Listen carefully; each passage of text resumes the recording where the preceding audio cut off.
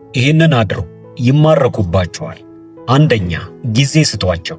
በፍቅር ግንኙነታችሁ የመጀመሪያዎቹ ጊዜያቶች ውስጥ ከአጋሮቻችሁ ጋር ከፍተኛ የሆነ የመግባባትና የትስስር ስሜት በመካከላችሁ እንደተፈጠረ ይሰማችኋል። ቀስ በቀስ ግን እየደበዘዘ መሄዱ ለምን እንደሆነ ግራ ይገባችኋል። በየሰዓቱ ቴክስት ይልኩ የነበሩት ሰዎች የእናንተን ቴክስት ለመመለስ እንኳን ቸልተኝነትን ማሳየት ይጀምራሉ።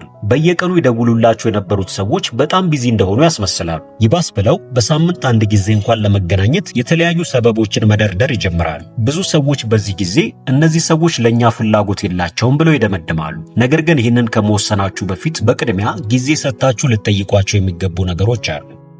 ሁለተኛ፣ ማሳደዳችሁን አቁሙ።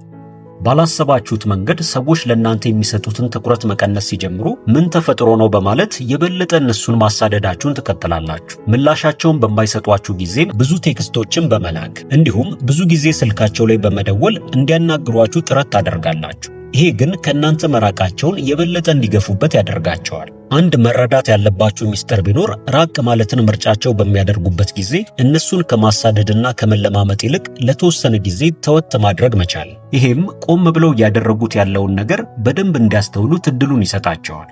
ሶስተኛ፣ ጊዜ ስጧቸው።